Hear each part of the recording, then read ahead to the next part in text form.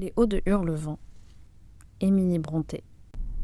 Le matin, ou plutôt l'après-midi du 5e jour, j'entendis un pas différent, plus léger et plus court.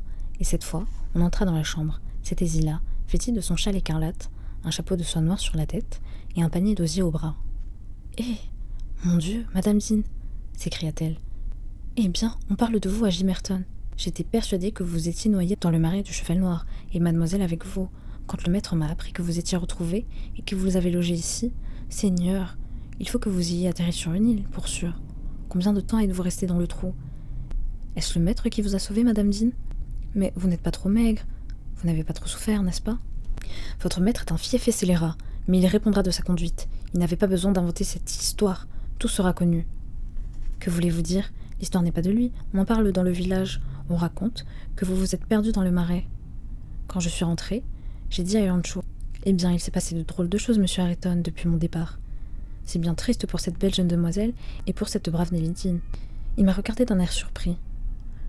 J'ai vu qu'il n'avait entendu parler de rien, et je lui ai raconté le bruit qui courait. Le maître écoutait. Il s'est mis à sourire et a dit: « Si elles ont été dans le marais, elles en sont sorties maintenant, Zilla. Nelly Dean occupe en ce moment votre chambre. Quand vous montrerez, vous pourrez lui dire de décamper. Voici la clé. » L'eau du marais lui est entrée dans la tête et elle aurait couru chez elle, l'esprit tout dérangé. Mais je l'ai gardée jusqu'à ce qu'elle ait repris sa raison. Vous lui demanderez d'aller sur le champ à la grange et d'annoncer de ma part que la jeune dame la suivra en temps utile pour assister aux obsèques de son père. Aux obsèques de son père. Monsieur Edgar n'est pas mort, dis-je d'une voix étranglée.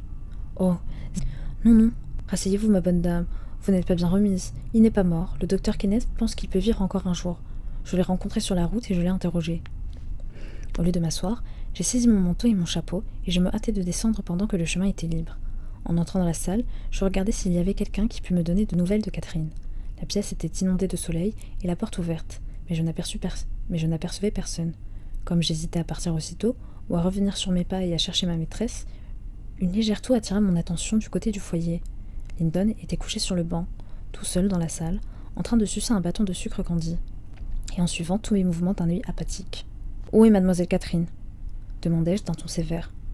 Je supposais que, le tenant ainsi tout seul, je pourrais, en l'effrayant, le déterminer à me donner des indications. Il continua de sucer son bâton comme un innocent. « Est-elle partie ?»« Non, elle est là-haut. Elle ne partira pas. Nous ne la laisserons pas. »« Vous ne la laisserez pas, petit idiot !» m'écriai-je. « Conduisez-moi à sa chambre sur-le-champ, où je vais vous faire chanter de la belle manière. » C'est papa qui vous fera chanter si vous essayez d'y aller. Il dit que je n'ai pas à être doux avec Catherine. Elle est ma femme, et c'est honteux de sa part de vouloir me quitter. Il dit qu'elle me hait et qu'elle souhaite ma mort pour avoir mon argent, mais elle ne l'aura pas. Et elle ne retournera pas chez elle. Elle n'y retournera jamais. Elle peut pleurer et se rendre malade tant qu'elle voudra. Il reprit sa première occupation en fermant les paupières, comme s'il voulait s'endormir. « Maître Heathcliff, lui dis-je, avez-vous oublié toutes les bontés qu'a eues pour vous Catherine l'hiver dernier ? Quand vous lui affirmez que vous l'aimiez, qu'elle vous apportait des livres, vous chantez des chansons, et venait bien souvent vous voir par le vent et par la neige, elle pleurait si elle manquait à venir un soir, à l'idée que vous seriez désappointé. Vous sentiez bien alors qu'elle était 100 fois trop bonne pour vous, et maintenant, vous croyez tous les mensonges de votre père, quoique vous sachiez qu'ils vous détestent tous les deux. Vous vous joignez à lui contre elle.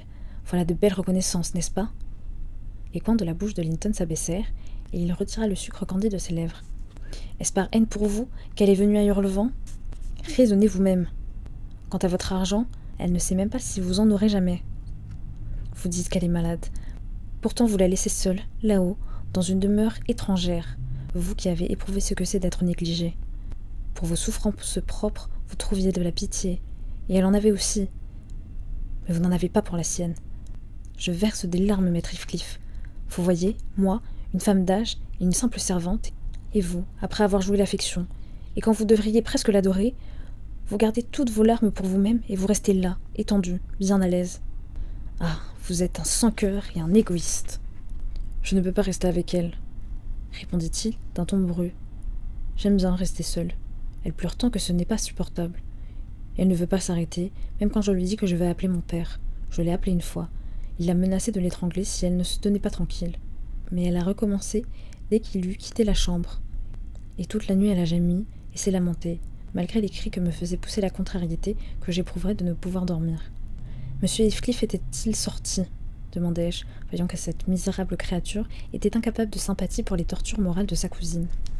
Il est dans la cour, il parle au docteur Kenneth, qui dit que mon oncle est en train de mourir pour de bon, enfin. J'en suis heureux parce qu'après lui, c'est moi qui serai le maître de la grange. Catherine en parle toujours comme de sa maison. Ce n'est pas à elle, c'est à moi. Papa dit que tout ce qu'elle a est à moi. Tous ces beaux livres sont à moi. Elle m'a offert de me le donner ainsi que ses jolis oiseaux et son poney Minnie, si je voulais me procurer la clé de notre chambre et la laisser sortir.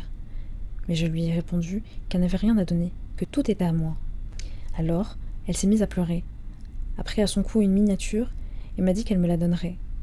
Ce sont 2 portraits dans un médaillon d'or, d'un côté sa mère et de l'autre mon oncle, quand ils étaient jeunes. C'était hier. Je lui ai dit que ces portraits étaient aussi à moi. J'ai essayé de les prendre. La méchante créature n'a pas voulu. Elle m'a poussé et m'a fait mal. J'ai crié, cela l'effraie. Elle a entendu papa qui arrivait, a brisé la charnière, partagé le médaillon et m'a donné le portrait de sa mère. Elle a tenté de cacher l'autre, mais papa a demandé ce qu'il y avait et je lui ai expliqué. Il m'a enlevé le portrait que je tenais et a ordonné à Catherine de lui remettre le sien. Elle a refusé et il l'a jeté par terre, a arraché le médaillon de la chaîne et l'a écrasé sous son pied. « Et vous étiez content de l'avoir frappé ?» demandai-je. J'avais mes raisons pour l'encourager à parler. J'ai fermé les yeux. Je ferme les yeux quand mon père frappe un chien ou un cheval. Il frappe si fort. Pourtant, j'ai d'abord été content. Elle méritait une punition pour m'avoir poussé. Mais quand papa était parti, elle m'a fait venir près de la fenêtre et m'a montré sa joue coupée à l'intérieur contre ses dents et sa bouche qui se remplissait de sang. Ensuite, elle a ramassé les débris du portrait. Elle est allée s'asseoir face au mur et, depuis, elle ne m'a plus adressé la parole. Par moments, je me figure que c'est la douleur qui l'empêche de parler. Je n'aime pas à me figurer cela. Mais il faut être une vilaine créature pour pleurnicher continuellement. Elle est si pâle et a l'air si farouche qu'elle me fait peur. Et vous pourriez vous procurer la clé si vous vouliez ? Oui, quand je suis en haut. Mais je ne peux pas monter maintenant. Dans quelle pièce est cette clé ? Oh, s'écria-t-il, je ne vous dirai pas où elle est. C'est notre secret. Personne, ni Areton, ni Zillah, ne doit le savoir. Allons, vous m'avez fatigué. Allez-vous-en, allez-vous-en. Il appuya son visage sur son bras et referma les yeux. Je jugeais qu'il valait mieux m'en aller sans voir M. Heathcliff et ramener de la grange des renforts pour délivrer Catherine. En me voyant arriver, grands furent l'étonnement et aussi la joie des autres serviteurs. Quand ils surent que leur jeune maîtresse était sauve, 2 ou 3 d'entre eux se préparaient à courir pour crier la nouvelle à la porte de M. Edgar. Mais je voulus la lui annoncer moi-même. Comme il avait changé en si peu de jours. Il était couché, vraie image de la tristesse et de la résignation, en attendant la mort. Il paraissait très jeune, quoiqu'il eût en réalité 39 ans. On lui en aurait facilement donné 10 de moins. Il pensait à Catherine, car il murmurait son nom. Je lui pris la main et parlai. « Catherine va venir, mon bon maître, dis-je doucement. Elle est en vie et bien portante. Elle sera là, j'espère, ce soir. » Je tremblais aux premiers effets de ces simples mots. Il se souleva à demi, jeta autour de la chambre un regard avide, puis retomba évanoui. Dès qu'il eut repris connaissance, je racontai notre visite forcée et notre détention à Hurlevent. Je dis que Heathcliff m'avait obligé d'entrer, ce qui n'était pas tout à fait vrai. Je chargeai Linton le moins possible. Je ne dépeignis pas non plus toute la brutale conduite de son père, et mon intention n'était pas d'ajouter, si je pouvais l'éviter, de l'amertume à sa coupe déjà débordante. Il devinait que l'un des objets de son ennemi était d'assurer à son fils, ou plutôt d'assurer à soi-même, la fortune personnelle, ainsi que le domaine. Mais pourquoi Heathcliff n'attendait-il pas sa mort ? C'était là une énigme pour mon maître, qui ignorait que son neveu et lui quitteraient cette terre presque en même temps. En tout cas, il comprit qu'il serait bon de modifier son testament. Au lieu de laisser la fortune de Catherine à la disposition de celle-ci, il résolut de le placer aux mains du fidéicommissaire qui lui en servirait l'usufruit pendant sa vie et après elle, le servira à ses enfants, si elle en avait. Par ce moyen, la fortune ne passerait pas à M. Heathcliff si Linton venait à mourir. Ayant reçu ses ordres, je dépêchai un homme pour aller chercher la tournée et 4 autres bien armés pour aller réclamer ma jeune maîtresse et son geôlier. Tous mes envoyés furent retenus très tard. Le domestique, parti seul, revint le premier. Il expliqua que M. Green, l'homme de loi, était sorti quand il arrivait chez lui. Il avait dit qu'il avait dû attendre 2 heures et qu'alors M. Green lui avait dit qu'il avait une petite affaire pressante dans le village, mais qu'il serait à Froscroche-Grange avant le matin. Les 4 hommes revinrent seuls également. Ils rapportèrent que Catherine était souffrante, trop souffrante pour quitter sa chambre, que Heathcliff n'avait pas permis qu'ils la vissent. Je tensais très fort ces imbéciles d'avoir écouté ce conte, dont je ne voulus pas faire part à mon maître. J'étais décidé à emmener toute une troupe à Hurlevent, au point du jour, et à donner l'assaut à la maison, à la lettre, si la prisonnière ne nous était pas rendue de bon gré. Son père la verrait. J'en refaisais le serment, quand il faudra tuer ce démon sur le seuil de sa porte, s'il voulait essayer de s'y opposer. Heureusement, cette expédition et cette peine me furent épargnées. À 3 heures, j'étais descendu chercher une cruche d'eau et je traversai le vestibule en la tenant à la main, quand un coup sec, frappé à la porte d'entrée, me fit tressaillir. « Oh, c'est Green !» me dis-je en me ressaisissant. « Ce n'est que Green !» Et je passai, avec l'intention d'envoyer quelqu'un d'autre lui ouvrir. Mais les coups se répétèrent, pas très forts, mais pourtant pressants. Je posai ma cruche au bas de la rampe et courus à la porte pour le faire entrer moi-même. Dehors, la lune de la moisson brilla en plein. Ce n'était pas la Tornie. Ma chère petite maîtresse me sauta au cou en sanglotant. « Hélène, Hélène, papa est-il vivant ?»« Oui, oui, mon ange, il est vivant, Dieu soit loué. Vous voici de retour au milieu de nous saine et sauve. » Tout essoufflée qu'elle était, elle voulait courir en haut à la chambre de M. Linton, mais je la forçai de s'asseoir sur une chaise, je la fis boire, je lavai son pâle visage auquel je donnai un peu de couleur en le frottant avec mon tablier. Puis je lui dis que je devais monter d'abord et annoncer son arrivée. Je la suppliai de déclarer qu'elle serait heureuse avec le jeune Heathcliff. Elle parut surprise, mais comprenait bientôt pourquoi je lui conseillais ce mensonge. Elle m'assura qu'elle ne se plaindrait pas. Je n'eus pas le courage d'assister à l'entrevue. Je restai un quart d'heure à la porte de la chambre, puis j'entrai, osant à peine me risquer vers le lit. Tout était tranquille, cependant.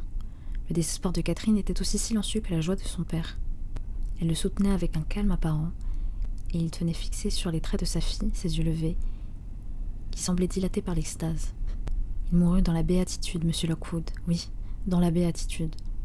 La baisant sur la joue, il murmura : « Je vais vers elle, et toi, mon enfant chéri, tu viendras vers nous. » Puis, il ne remua, ni ne parla plus. Mais il continua de diriger sur elle ce regard ravi et lumineux, jusqu'au moment où son pouls s'arrêta insensiblement et où son âme s'envola. Nul n'aurait pu noter la minute exacte de sa mort, qui fut sans lutte. Soit que Catherine eût épuisé toutes ses larmes, soit que son chagrin fût trop accablant pour leur permettre de couler, elle resta assise là, les yeux secs, jusqu'au lever du soleil. Elle resta encore jusqu'à midi, et ne se serait pas arrachée à ses méditations devant ce lit mortuaire, si je n'eusse insisté pour l'emmener et lui faire prendre quelque repos. Il est heureux que j'y ai réussi, car à l'heure du dîner, apparut l'homme de loi, qui était passé à Hurlevent pour y recevoir des instructions sur la conduite à tenir. Il s'était vendu à M. Heathcliff, c'était la cause de son retard à obéir à l'appel de mon maître. Par bonheur, aucun souci des affaires de ce monde n'était venu troubler l'esprit de celui-ci après l'arrivée de sa fille. M. Green prit sur lui de commander tout et tout le monde dans la maison. Il congédia tous les domestiques, excepté moi. Il aurait voulu pousser l'autorité qui lui était déléguée jusqu'à insister pour qu'Edgar Linton ne fût pas enterré à côté de sa femme, mais dans la chapelle avec sa famille. Toutefois, il y avait le testament qui s'y opposait, ainsi qu'une bruyante protestation contre toute infraction à ces clauses. On pressa les funérailles. Catherine, Madame Linton Heathcliff désormais, fut autorisée à rester à la grange jusqu'à ce que le corps de son père en fût parti. Elle me raconta que son angoisse avait enfin décidé Linton à courir le risque de la libérer. Elle avait entendu discuter à la porte les hommes que j'avais envoyés et compris le sens de la réponse de Heathcliff. Son désespoir fut alors au comble. Linton, qui avait été transporté en haut dans le petit salon, peu après mon départ, fut tellement effrayé qu'il alla chercher la clé avant que son père remontât. Il eut la ruse d'ouvrir la serrure, puis de la refermer sans fermer la porte, et quand l'heure fut venue pour lui d'aller se coucher, il demanda à dormir avec Ayrton, ce qui lui fut accordé pour une fois. Catherine s'enfuit avant le jour. Elle n'osa pas essayer les portes, par crainte que les chiens ne donnassent l'alarme. Elle visita les chambres inoccupées, et en examinant les fenêtres sérieusement, elle put aisément passer par celle de la chambre de sa mère, et de là atteindre le sol, grâce au sapin qui est tout contre. Son complice, malgré ses timides manigances, pâtit de la part qu'il avait prise à son évasion.